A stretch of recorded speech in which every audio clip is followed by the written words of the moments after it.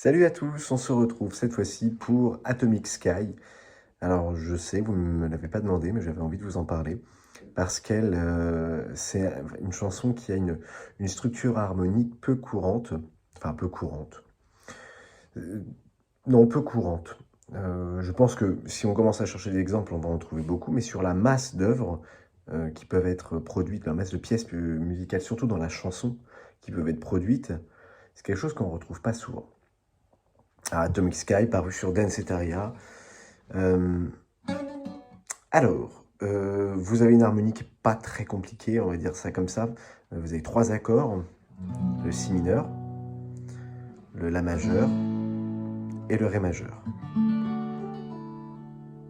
Et ce qui est intéressant avec ce morceau, c'est qu'Atomic Sky, on va faire un petit peu d'harmonie pour expliquer ça, joue toujours sur une espèce de grosse tension, et vous n'aurez cette résolution de tension qu'en fin de refrain et en toute fin de chanson. Je m'explique. Le Si mineur, on va essayer de déterminer d'abord la tonalité de la chanson. Donc la chanson démarre sur un Si mineur, et on a Si mineur là, Si mineur là, Si mineur là, etc. Le refrain fait La, Ré, La, Ré, La, Ré.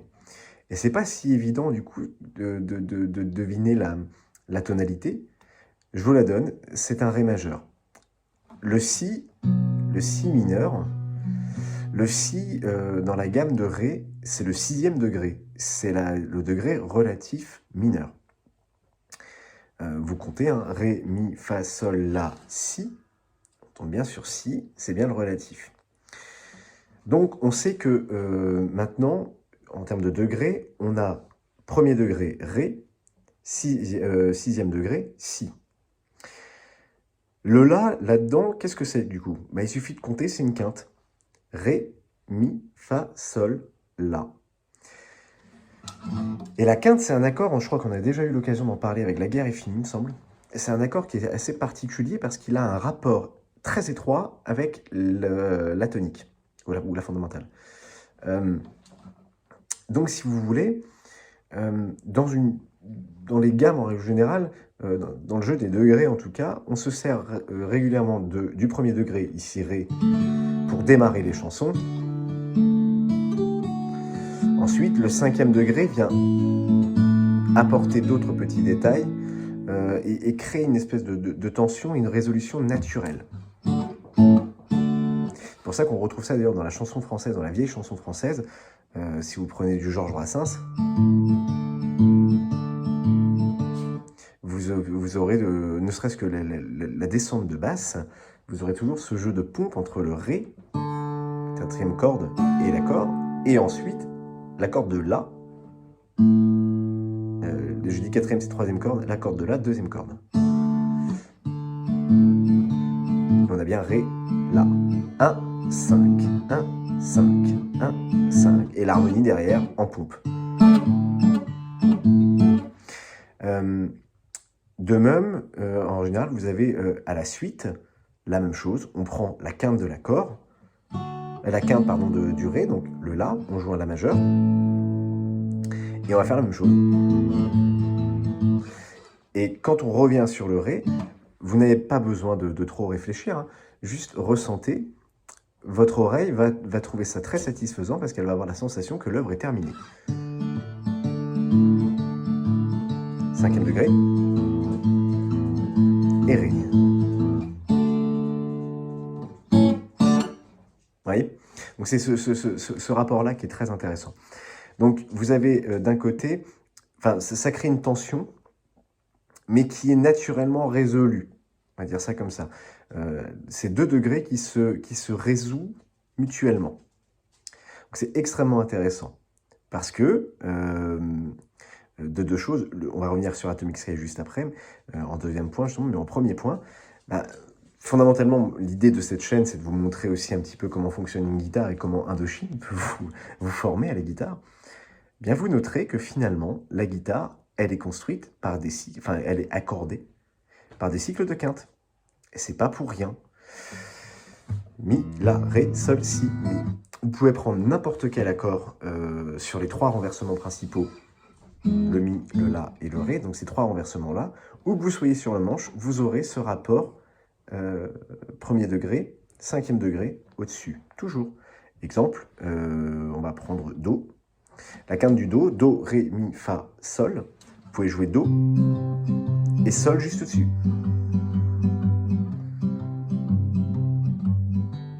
Et ce cycle de quinte, vous le retrouvez aussi directement sur les basses, donc en fait sur le placement des notes. La quinte du Mi, c'est le Si, il est juste au-dessus. La quinte là je suis en Sol, pardon, la quinte du Sol, c'est le Ré. Voilà, vous voyez? Et ça marchera partout. La quinte du La, c'est Mi. D'accord? Donc voilà, ça c'est super intéressant. Et vous allez voir que Atomic Sky est construit sur ce rapport quinte, comment dirais-je, fondamental quinte. Donc le couplet crée une tension directe, et avec l'intro, hein, l'intro est basée sur les harmonies du couplet, crée une tension assez bizarre parce qu'en fait, votre oreille, elle va aller chercher une résolution et elle ne va pas en trouver de satisfaisante. Alors, effectivement, il y a une corrélation entre le Si, qui est le 6e degré, et le La. On a une belle corrélation, votre oreille entend ça, mais je vous assure que si je fais ça, pour l'oreille, c'est bizarre. Il manque quelque chose. C'est ce qu'on pourrait appeler des harmonies qui sont extrêmement pauvres. Donc, l'intro. L'intro vous donne ça. Vous aurez ici La, La, Ré, Si.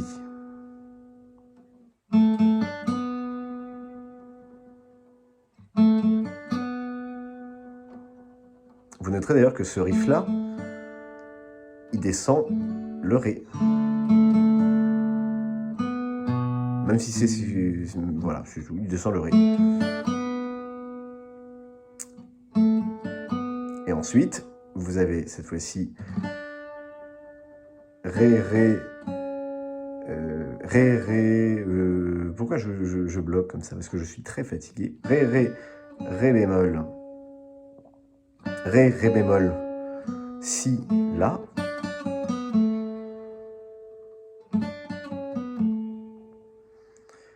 Et on y va.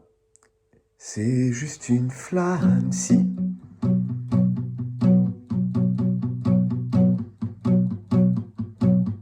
La.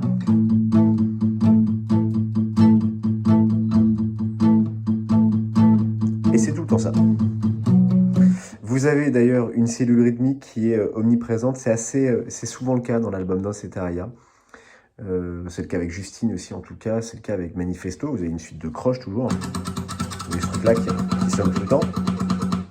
Bah là, c'est un petit peu pareil. Vous aurez toujours 1, 2, 3. 1, 2, 1, 2, 3.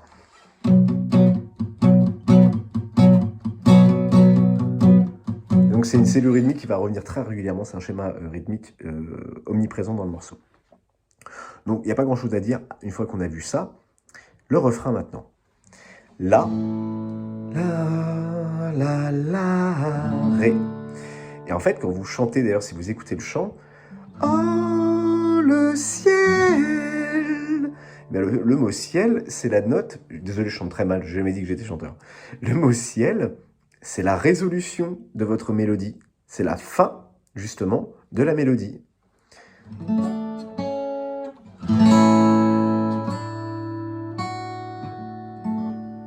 Donc ça vous donne ça.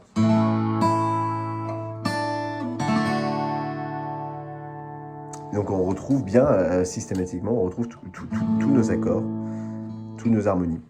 Donc c'est vraiment très, très intéressant. C'est ce qui fait que ce morceau, il a une dimension assez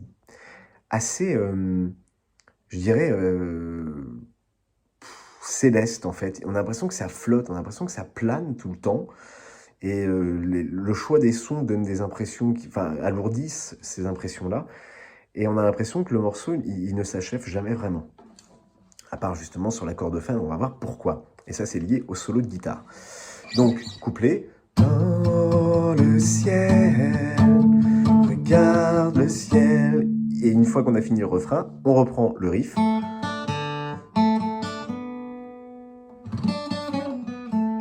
etc., etc. Donc rien de très compliqué. Je rappelle le riff si vous voulez.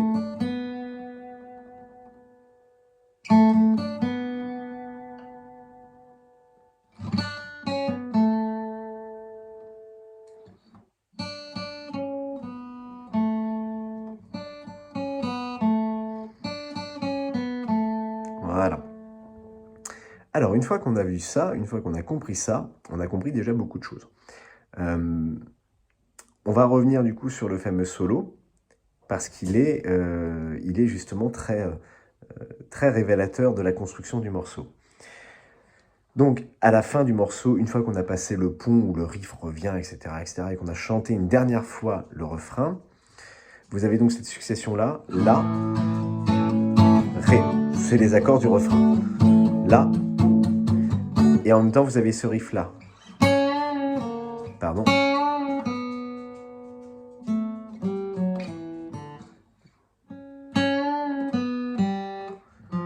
Je ne trouve plus.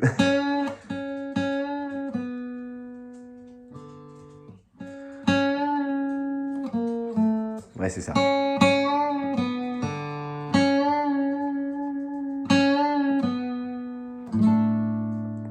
Donc, vous allez aller chercher ici un Do dièse, et le Do dièse, ou le Ré bémol, on va plutôt l'appeler Ré bémol, ce sera plus logique. Le Ré bémol, c'est la 7e note de l'accord majeur de Ré, c'est la note sensible. C'est cet accord qui va vous permettre de faire notamment des accords majeurs 7e. C'est cette note-là qui vient apporter cette petite touche-là, ce petit intervalle-là qui sonne assez jazz, assez... il est stable, il est très rond et en même temps, il est pas résolu. Enfin, il est très intéressant. C'est celui-là même qu'utilise John Lennon. Hein. 7e, Fa. 7e. 7e. Pardon. Voilà. Donc c'est un truc qu'on retrouve assez fréquemment. Donc vous allez chercher cette 7e là, vous la jouez une fois en croche, et ensuite vous allez faire du coup une blanche pointée avec un petit bent pour aller chercher le Ré, pour aller résoudre la note justement. Écoutez bien. C'est exactement ça qu'on va entendre. Écoutez bien. Pardon. Ré. On va plutôt aller chercher d'ailleurs, le rythme est complètement revenu, c'est celui-là. Oui, c'est ça.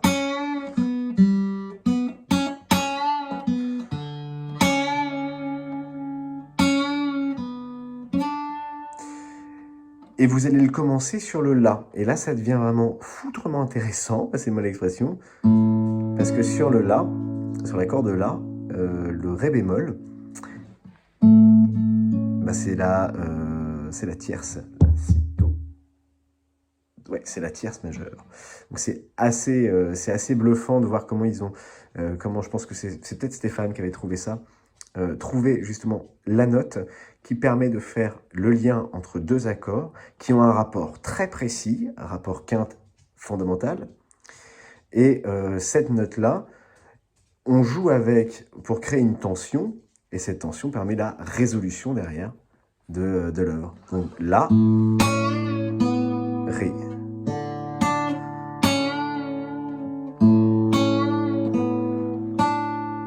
Et Ré.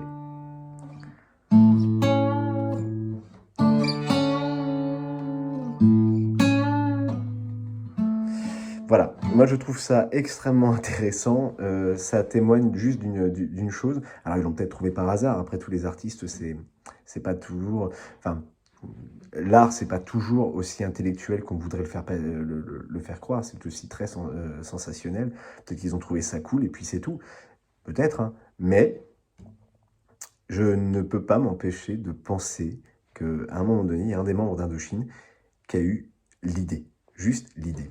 Et donc ça donne ça.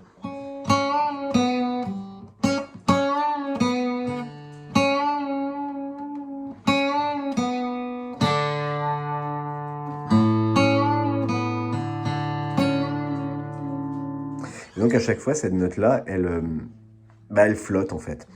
Et je pense vraiment que c'est Stéphane qui a trouvé ça, parce qu'en fait, on retrouve un petit peu ce truc-là sur Kissing My Song. On a la sensible, on va venir taquiner la sensible au bend.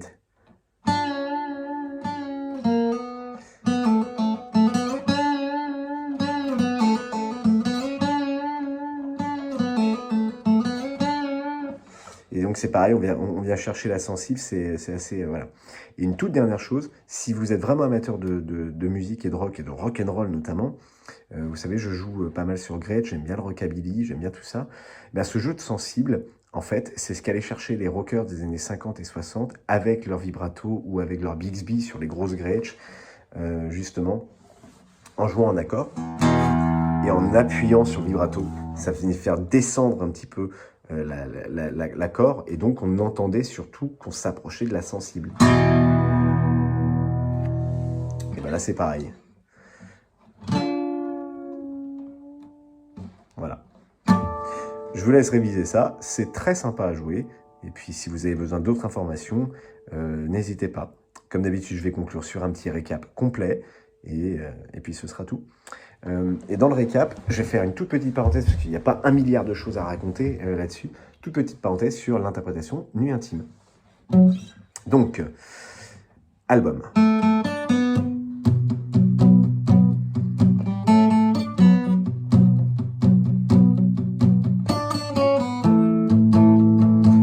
Vous pouvez jouer assez fort. Et sur la version Nuit intime, au contraire, on va venir faire une intro guitare bien palmée, bien mutée, et on va venir jouer justement sur ce jeu quinte, sixième, 5e degré, 6e degré. Et donc ça revient juste à relever l'index pour que la basse du si mineur se retrouve en la.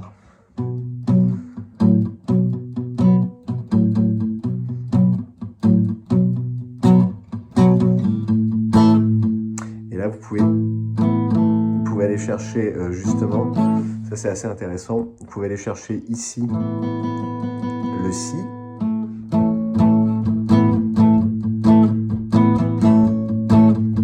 Et ça ne fera que continuer cette ambiguïté entre 5e degré et 6e degré.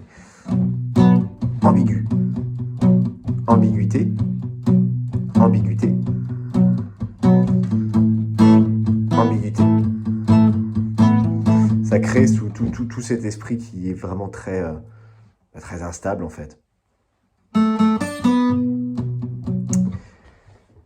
Ensuite, les couplets sont sur ces harmonies-là. Si, qui brûle sur la montagne, j'espère que tu la vois, j'espère que tu l'aimeras.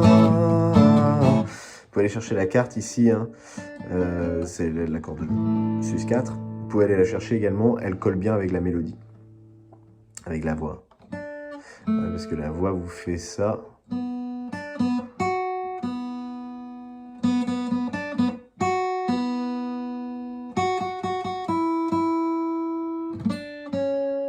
Elle redescend les cordes là. J'espère que tu la vois. Ah, ah. J'espère que tu l'aimeras. Ah. La voix, elle est vraiment greffée, mais alors comme il faut sur les arpèges des accords.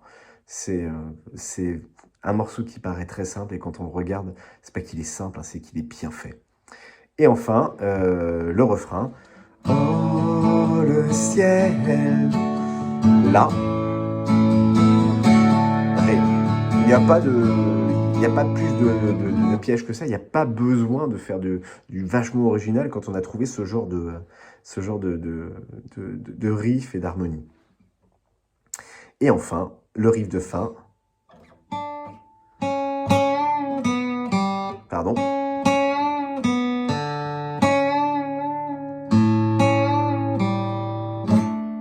Moi, ce que je recommande, parce que je crois que c'est ce qu'on entend, mais c'est vrai que la compression de Danceteria est quand même assez dégueulasse, il faut l'admettre. C'est un super album, mais le son est un petit peu crade.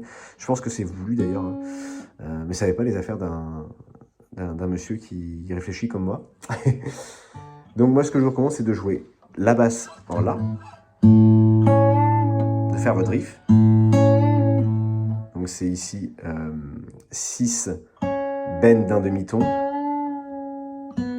4, et ensuite vous venez jouer la basse en Ré, et vous recommencez. Voilà, et là le riff est complet.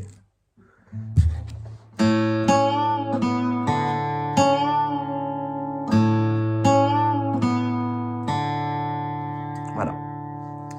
Et c'est vachement intéressant parce que chaque fois que vous allez le jouer, en fait, vous allez entendre cette résolution-là. Vous pourrez penser que ça se termine là, et vous allez arriver derrière avec votre guitare électrique et faire ça. Ça finit pas justement le morceau, c'est super. Et à la fin, par contre, sur vraiment le dernier accord, vous plaquez un bel accord de quinte. Ça, là, vous êtes sûr, ou alors juste les 3 premières de l'accord de Ré, donc la 3e, 4e et 5e corde, pour être sûr d'asseoir bien la fin.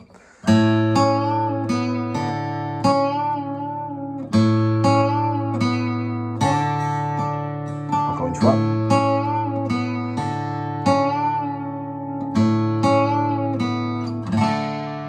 Et là, on assoit bien la fin.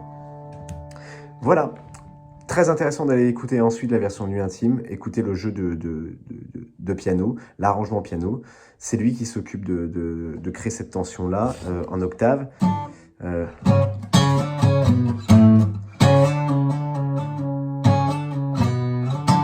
Très sympa, allez écouter ça. Merci à tous, bonne journée et à bientôt.